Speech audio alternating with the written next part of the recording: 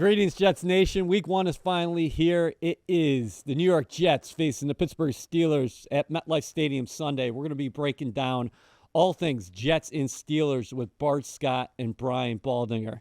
The great thing about Bart and Baldy is we've been working with them for years, and now they're joining the official Jets podcast weekly throughout the season. That's coming up. We beat anybody in the world, and I think we're going to win next Sunday.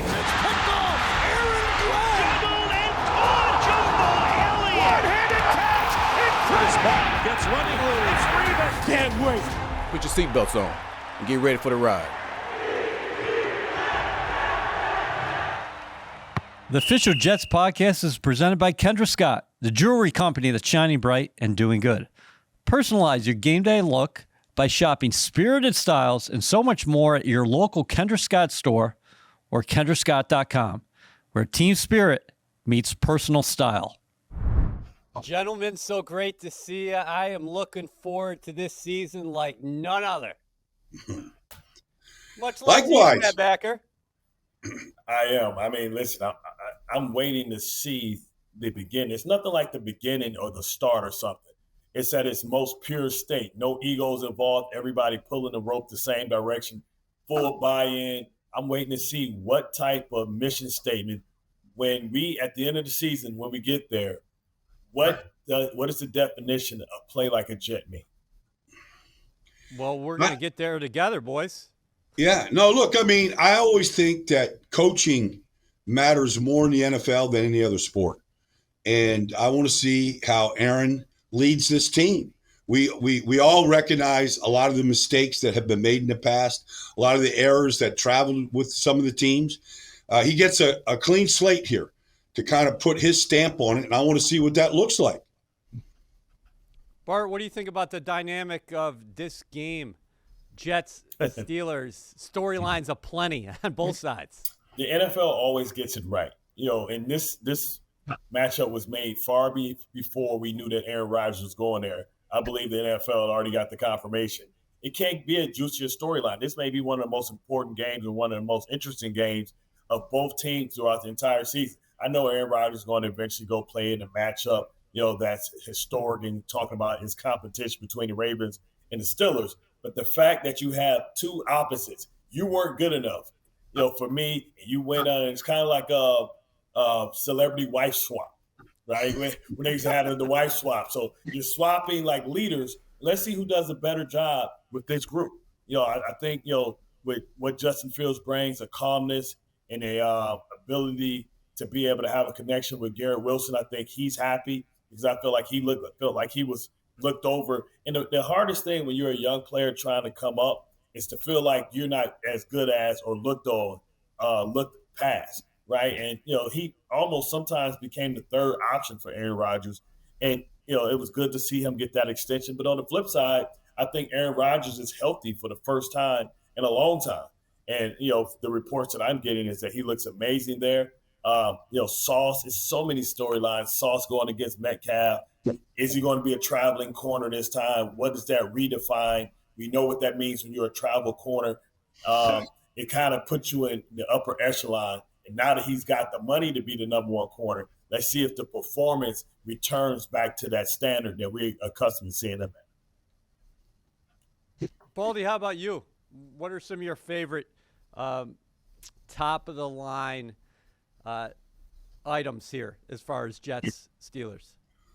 Well, it's the quarterbacks to begin with. I mean, the Jets know Aaron Rodgers as well as anybody. I mean, you look at Sauce and you look at some of the pass rush. They know, they've listened to his checks.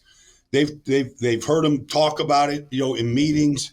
Like, they know what Aaron wants to do at the line of scrimmage, what he's looking at, how he's going to go about his business. He's got one big-time target in DK Metcalf, and that story was being broke long before Aaron ever signed with the Steelers. They were out working together in California, to Bart's point. Like, all right, Sauce, just paid you a bunch of money. Like, let's go about your business right here. And, you know, he hasn't been a guy that has traveled much in the past, but I would expect Aaron Glenn to, like, okay, let's go match this up, because that's going to be Aaron's first look in a lot of cases. And let's just see how Sauce handles it. He had He had trouble last year. More penalties than he probably wanted to have. Let's see if he can cut those down. That's part of it. And then Justin Fields was 4-2 as a Steelers quarterback. Right. And, he was, Russell Wilson was put in his place. I thought Justin was playing really well at the time, those first 6 games. He had a chance to beat the Dallas, win the Dallas game. When he left the field against Dallas, they were up by a field goal. They ended up losing that game. They could have been 5-1. But, Justin has not said much. He's not much of a talker. He wants to let this thing really ride on the field. Garrett's his go-to guy right now, but beyond Garrett, because I think Pittsburgh's defense is legitimately good, really good.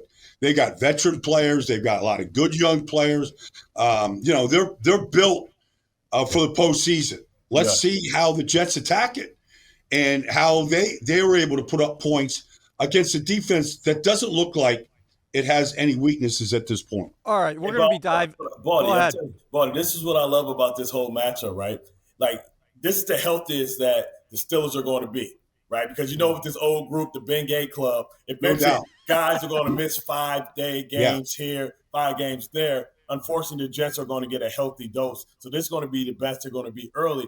But I'm interested to see how they use Jalen Ramsey. I broke down the Green Bay game, and they passed all the routes off beautifully. They had a spy for Justin Fields, but a lot of times I think that in the box safety is going to be Justin Fields against Jalen Ramsey in his new hybrid role /Charles/Rod Woodson type of trying to make that transition.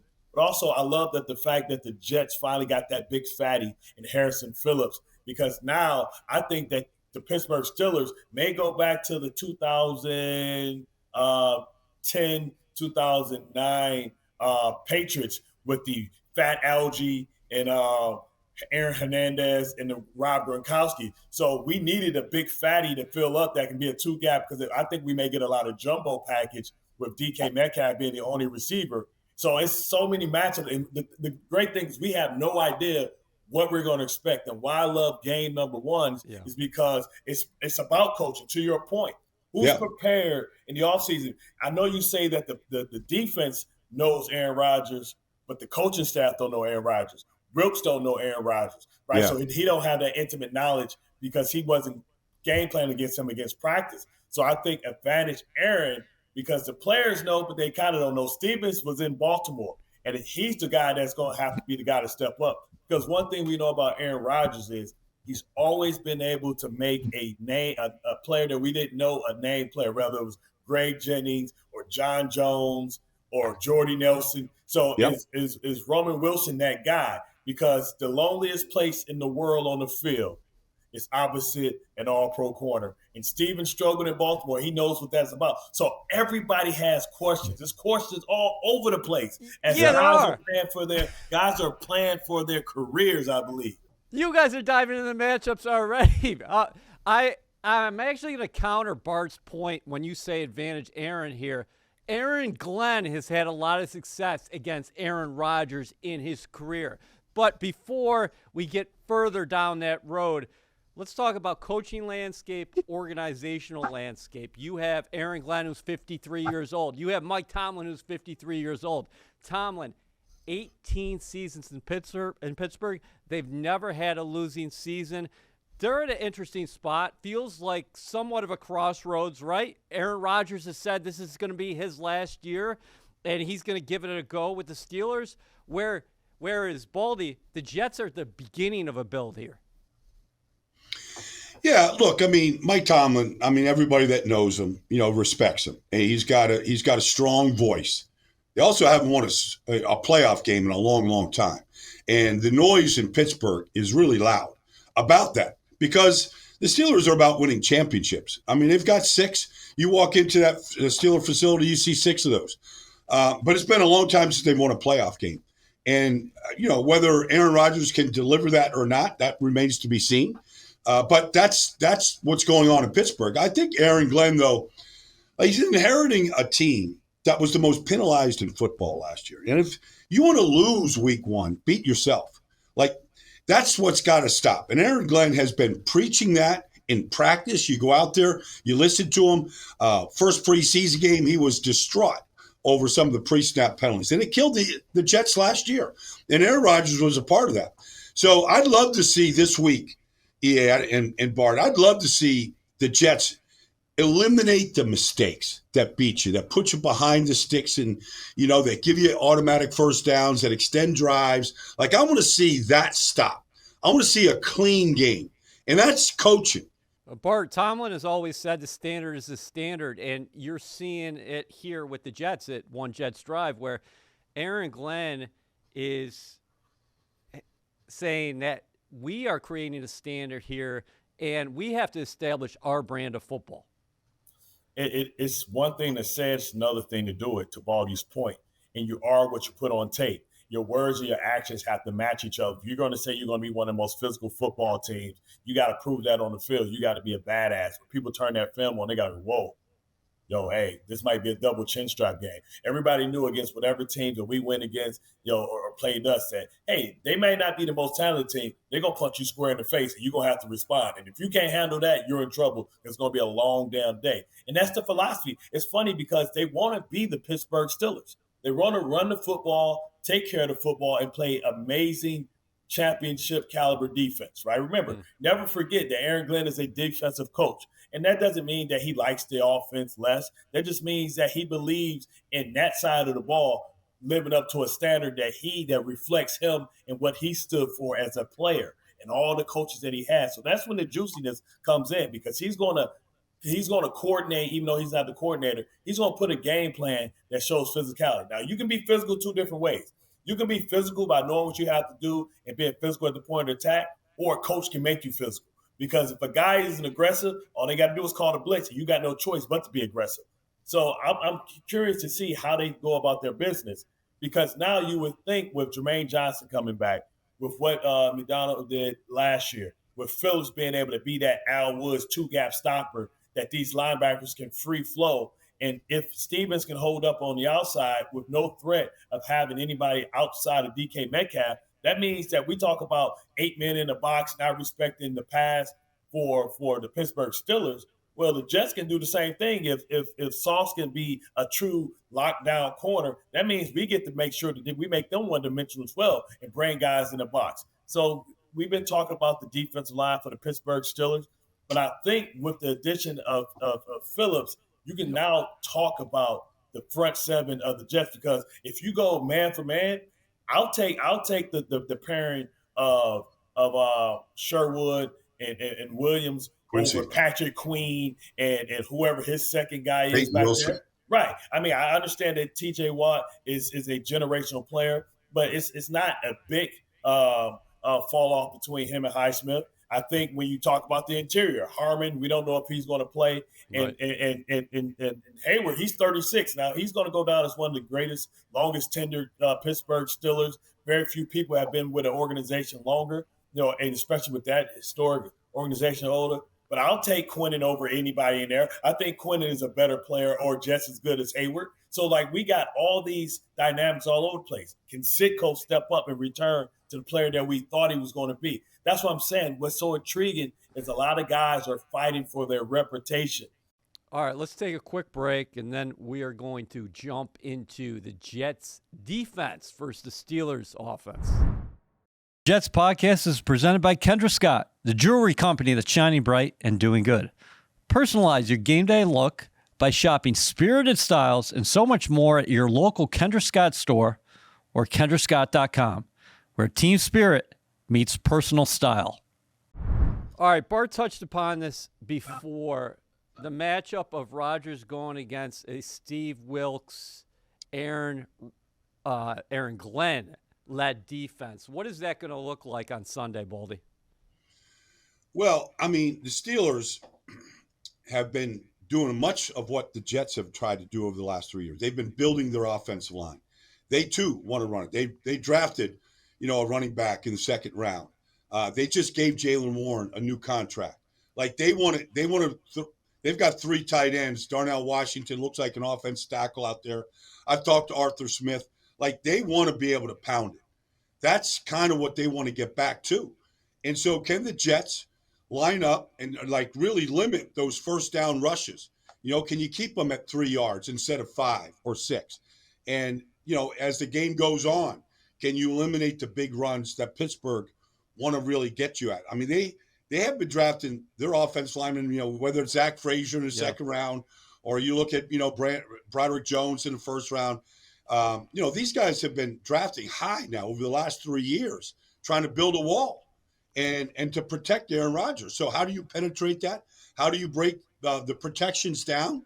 Whether it's max protection or play action, whatever, how do you break it down to affect Aaron Rodgers? Because we know he's not going to run very far. Like those days are kind of over for him. Now he might be healthy and everything like we might believe he is, but can you get to Aaron Rodgers and force him to do some mistakes right now? Bart, the Jets were last in the NFL in terms of rush attempts last year. Baldy's saying the Steelers are going to try to establish themselves on the ground. What do you think ultimately happens? Because Aaron last year sometimes was probably checking out of a run to a pass. I believe it when I see it, right? Because Aaron Rodgers believes more in his arm than anybody on that team's leg. I mean, he had a dynamic weapon in Breece Hall, and Breece Hall never touched the ball more than 20 times in one game. So let's see if he can have that discipline. But it's also going to let you know who's in charge, because Mike Tomlin is in charge, and that's a different commander-in-chief when you think about at the helm and somebody that he respects. We heard that last year Russell Wilson wasn't given the fortitude to be able to check out of certain things. You would think that Aaron Rodgers, gets a different menu, even though both could potentially be a Hall of Famer wear a gold jacket one day. We know that Aaron Rodgers isn't going to be told what he can or can't do at the line of scrimmage, and that's a meeting of the minds as well. We talk about the Pittsburgh Steelers and what they want to do in their offensive line. I think they put a lot of draft capital in trying to improve that offensive line. But I think ultimately, if I had to give the edge to anybody, I think the Jets have been more effective in building their offensive line. I'm excited. First game out, what a task. Mimbu gets arguably the best pass rusher of a generation. We haven't seen Mason Taylor, so we don't know what he's like because we haven't seen him in the preseason. But you would like to think it's going to be a lot of chipping out. But also when you think about how the Baltimore Ravens attack T.J. Watt, they don't run away from him. They run at him, and a lot of times he's put within the option, unblocked, making him have to make decisions. So do you take a weakness by maybe Mimbu and make it a strength by not, putting him on an island by trying to get some body blows to T.J. Watt? So that's the interesting part for me. How do they decide to really attack that side and go after T.J. Watt? Because he's somebody that you can't ignore. He got to be the main focal point on the game plan. Save those thoughts on the Jets offense. I want to ask you this, Baldy.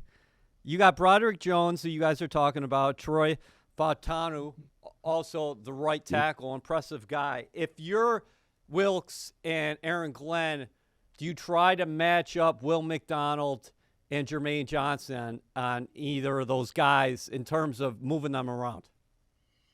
Absolutely. I mean, anybody that's watched Broderick Jones over the last, now this is his third year, he has not been what they wanted him to be yet.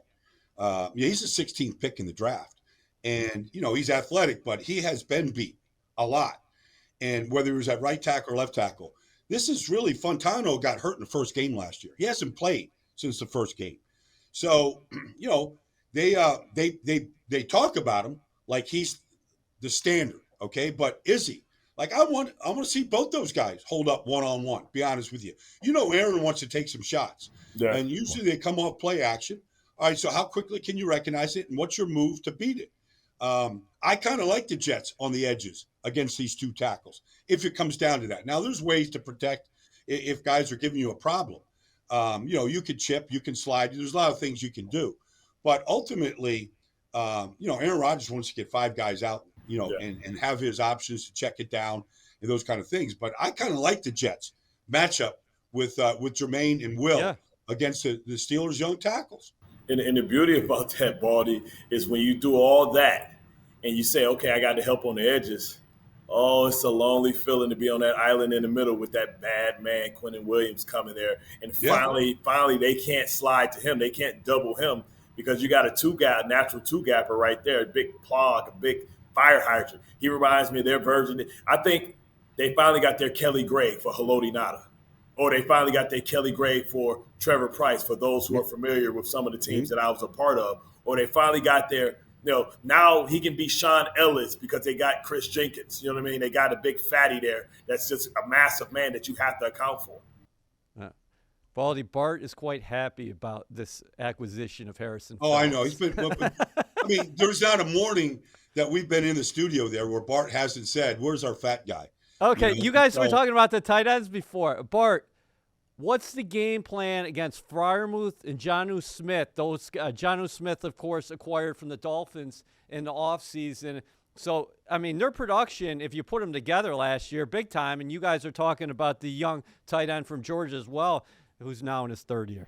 Yeah, I mean, well, we know all about Jonnu Smith from Miami and what he did with us to win the game, where he kind of basically took over the fourth quarter. We know he's kind of like one of these hybrid Delaney Walker, Aaron Hernandez type of guys, and, they're going to play the personnel game. So you have to be able to identify who and what he is. Is he a U tight end? Is he an H-back? Is he a tailback, right? Because we know that he's been taking carries as well. So it's going to be interesting. You have to identify who and what he is in the personnel, because if they go with no running back and have him in the running back, and then you go heavy personnel, and then they break the formation, you could potentially be getting linebackers on tight ends, which is always advantage Stiller. So it's Arthur Smith going to play that game where they play the matchup personnel game and break the formation and break the tendencies to try and isolate and get opportunities. Well, you just think about this, Bart. I mean, Arthur Smith has had Jonnu Smith in Tennessee. He had him in Atlanta, and he wanted him in Pittsburgh. Like, there's a plan. There's a plan for him and how to use him. He recognizes his ability to run routes like a big wide receiver. And so I think he's going to be a big part of this. Now, whether Aaron Rodgers, features him or not, he's there for a reason. And they've always been, and Arthur Smith has always been a big tight end guy, 12 personnel, 13 personnel. Yep. And so with we're not really sure about Roman Wilson, and some of these guys outside of DK, I feel like this is a tight end game. So how are the Jets going to match up with it? It's a huge part of this, EA, and how they're going to limit some of that production. That's what I love, because now you would ultimately say, okay, well, Cisco, this is where you earn your money, baby. You know what I'm saying? Come down here in this box, and let's see you man-to-man. Let's see you mirror this guy and play some form of man-to-man or some type of bracket with linebackers. That's what I love about the matchup. Everybody, you never know who has the heavy lifting from week to week, and you won't know until you get the first 15-play script. Yep. What's the true game plan? So who can make the matchups? In game ones, coaches are way more important in game ones than they are in other ones, because it's the unknown. You literally don't know. You literally have one game plan. You have the adjustment game plan that you have to go to. Like, all right, this is what we get. This is what we're going to get for the rest of the game. All right, we got to change some stuff. Throwing this package out, we're bringing this package in. That's the beauty of it. This is when teaching matters. This is why, like, a lot of these guys that come from these coaching trees, they can't coach their way out of a wet paper bag because they don't have the background. They just have their system, and that's it. Well, we know Wilkes has been around long enough that he has multiple systems, that he's been around, he's been tutored by different people. His coaching tree is different, right? That's what I'm talking about when we talk about the beauty. Arthur Smith, there's some like kind of throwbacks, right? Even though Aaron Glenn is a first-time head coach, 53 years old, he's a throwback. Comes back from Sean Payton, comes back from Bill Parcells. So, like, I feel like we don't have teachers like we used to. We have teachers that have their systems. If their system is broke, they don't have the personnel to match it, then the whole game plan goes to hell. But these are traditional coaches that are teachers that were taught football, not systems. I can coach a 4-3. I can coach a 3-4. It don't matter. I can coach it if I got good defensive ends. I can coach if I got good D tackles. I can coach if I got bad secondary, good secondary. I can be mainly zone if I have to, tap a 2, read and react, or I can be aggressive and cover 1, cover 0. Blitzburg, Pittsburgh, whatever you want to call it, Amoeba defense. That's the beauty. These are two coaching staffs that have teachers and that are riddled with former players that can tell you the why and the what, not just the what.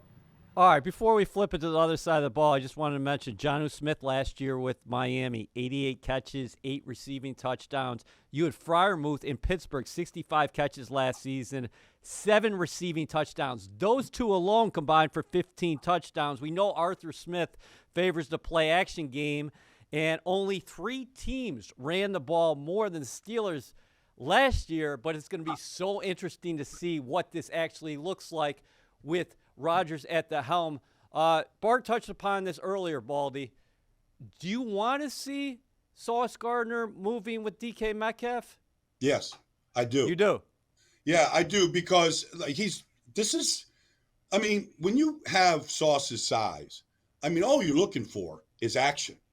Like Sauce there's games when he's out there in right field waiting on a T-ball to actually do something. Like this is going to engage him. Like, I think this is going to bring I thought he really struggled last year. I think we all kind of saw it. But I think when you got a true X receiver that changes the game with his size and his leaping ability and his speed, this is why Sauce was the 4th pick in the draft. You just want you want to take this. You want to be in the spotlight, right, Bart? Don't you want this right here? Absolutely, because this is what they said you couldn't do, and maybe this was just because in solid system that wasn't a requirement. But I'm sitting here and I'm being funny lifting weights because he better make sure that he take a little bit extra protein, because you talk about a guy that has, to me, he reminds me a lot of Dennis Rodman, being a Pistons fan. Like, he can spaz off and he can get under your skin like no other. And don't play his game. Don't play his game where you get wrapped up in trying to hit him or hurt him. I've seen linebackers try and hit him and hurt themselves, right? Because he built with granite, even though all he eats is candy. You know what I mean? And I've seen safeties go in linebacker, and corners get choked up, because if Sauce want to say I'm different, he's going to have to prove it, because the edges are going to be has to be set against Metcalf, because he's going to be involved heavily in that run game, right? Mm-hmm. He got all the popcorn muscles he got are legit, and he will try and ragdoll you. I think you mix it up a slight bit. I'm not going to mirror Sauce all the time with him, because Stevens is a very physical, big receiver. That's down a distance. That has that dog situation. Right, that has that dog, because Metcalf, even though he's a big, fast receiver, he doesn't have a lot of wiggle. So I worry about that with Stevens trying to touch athletic guys, because he'll lunge and get his skis, his head in front of his skis at times. But I think from a physical matchup, he's probably the stronger guy to go if it's a run.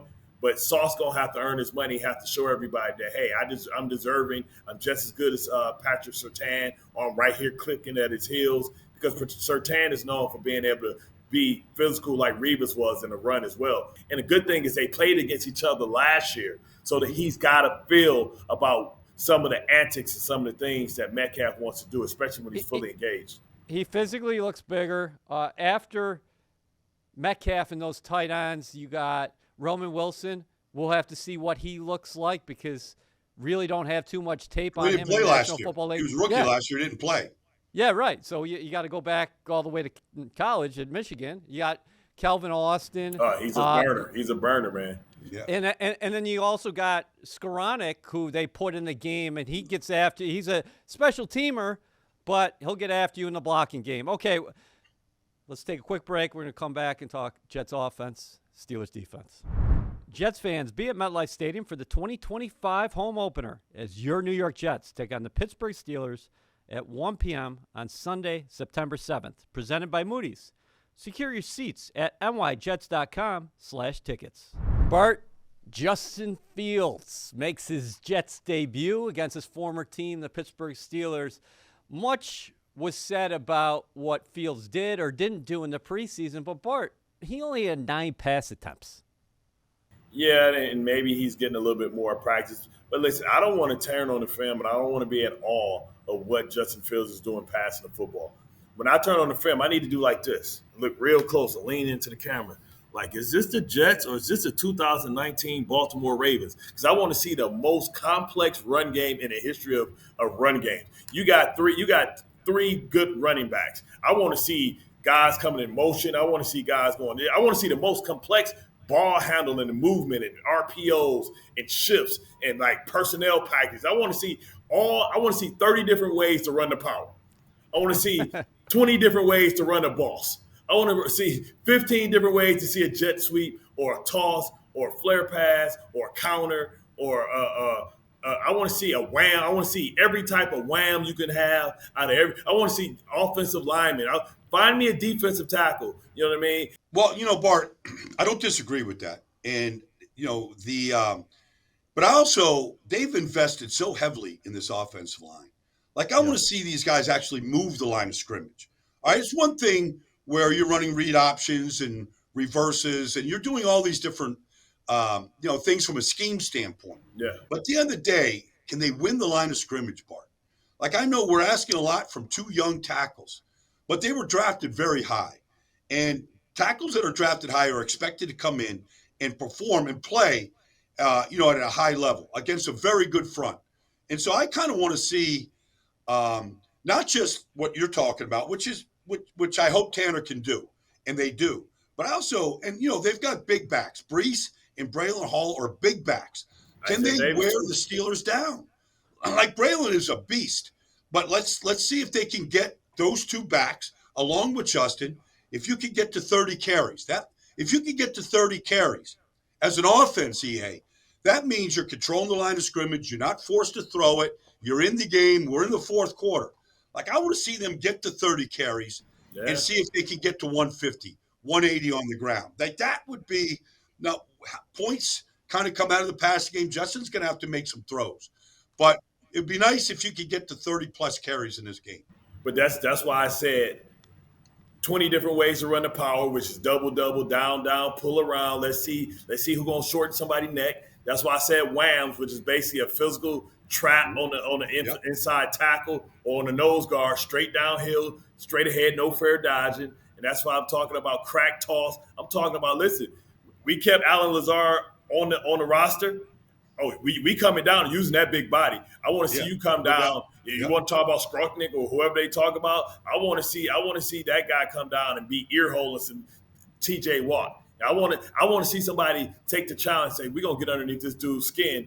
And, like, I'm going to come from outside the party like Heinz Ward used to do. And I'm going to come over here with these Lions, and I'm going to hit him in his ear, and I'm going to run back out. Then I'm going to come back in, hit him in his ear again, and make him chase me. He's going to be so mad that ain't nobody coming in. I want to see how well Joey Porter Jr. can tackle. I want to see how much big play Slay still want to tackle. And you only do that by condensed formations, down, and around, baby. Front side pulling by one of the best kept secrets in all of football, in my opinion. I was talking about double chin strap game because at the end of the day, I know, just like you know, Baldy, it's only one thing that the Pittsburgh Steelers respect, and that's getting punched in the face. Wow. Bart mentioned the Steelers secondary. You got Slay. You got Porter Jr., who had 17 penalties last year. He's pretty handsy. And then also Jalen Ramsey comes over from the Dolphins. What do you anticipate their back end? How are they attacking Garrett Wilson, Baldy? Well, I feel like they're not going to travel with Garrett. All those guys have a ton of experience. Juan Thornhill, these guys have been around the league a long, long time. Deshaun Elliott's been in this business a long time, drafted by Bart's team in Baltimore. But they've got a lot of experience. They got a lot of age. There's not much they haven't seen.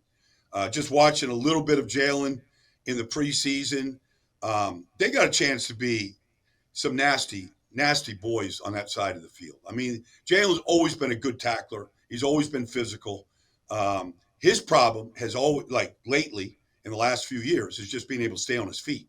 Double moves, like those things have really troubled Jalen Ramsey. He's never been a guy that has had a lot of interceptions. That's not really his game. He likes, the big X receivers that he grew up playing against, like DK Metcalf, and Nuke and those kind of guys. He's not going to see that really with the Jets. So, let's just see what that age looks like out there. None of them had really played much in preseason. Let's see if they can all come together. They got a lot of new bodies back there. They've rebuilt their secondary. Let's see if they make any mistakes on the back end. You know what I love, Baldy, about like when you have these guys that traditionally have been corners, they become safeties. I can remember when Tim Tebow was like running around, running people over, and he was a quarterback, so he had protection. So he had a highlight film where he would run guys over. Mm-hmm. Like, oh, this is a physical guy. He's big, strong. Then they moved him to tight end.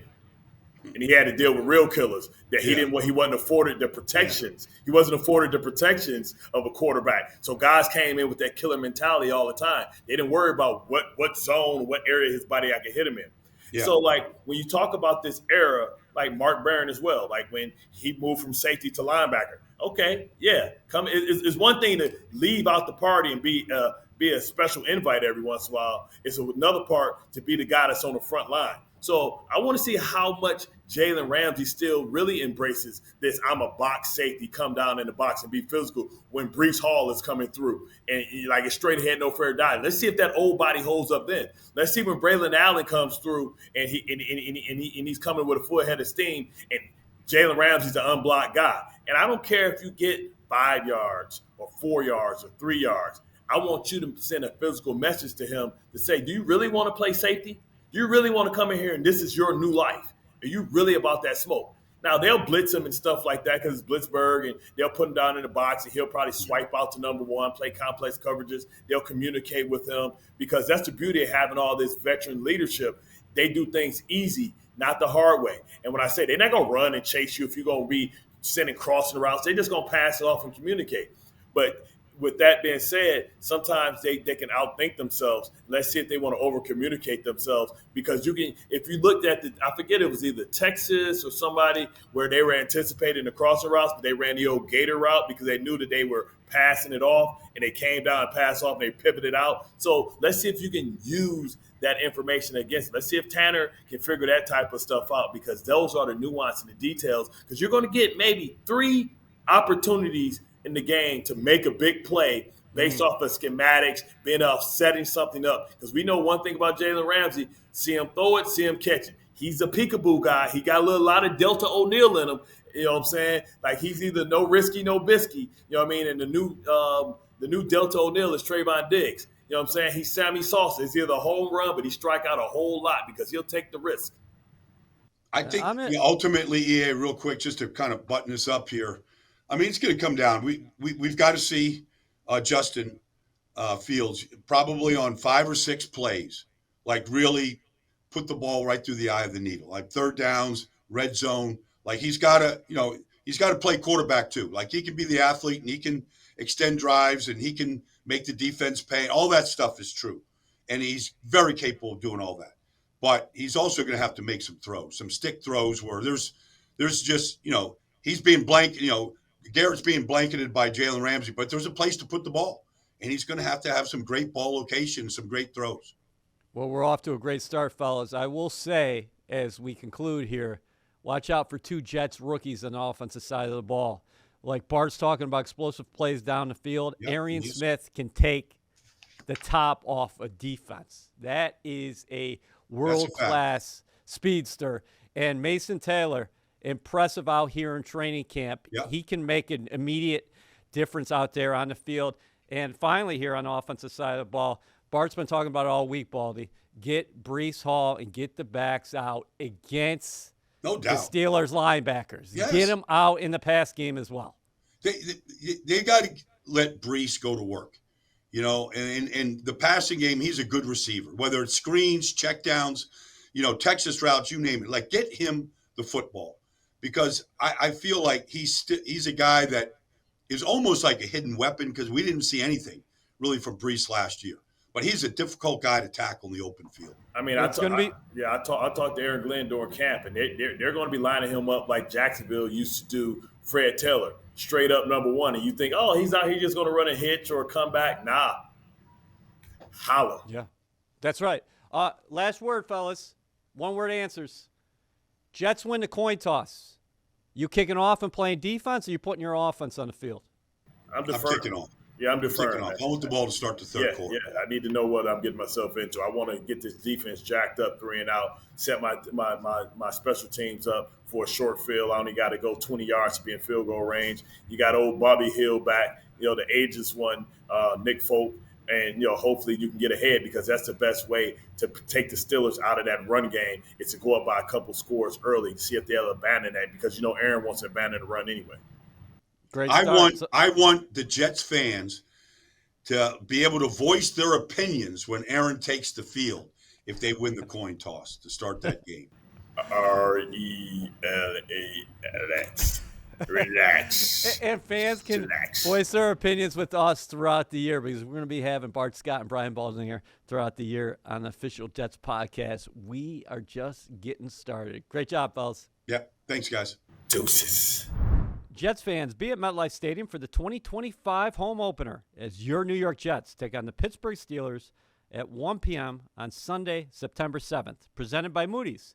Secure your seats at nyjets.com/tickets. That's some awesome analysis with Bart Scott and Brian Baldinger. And the great thing is those guys are going to be on throughout the season. We're quite confident you're not going to find a better game preview anywhere than the Official Jets podcast. Extra point, the mailbag. That's something new here on the Official Jets podcast. Now you can write us. Our email is officialjetspodcast@jets.nfl.com. But also, you can have your voice heard. We want your voice part of the Official Jets podcast. We're taking voicemails, 973-549-4699. Leave us some comments, also questions for Bart Scott and Brian Baldinger, because we're coming to you weekly throughout the year.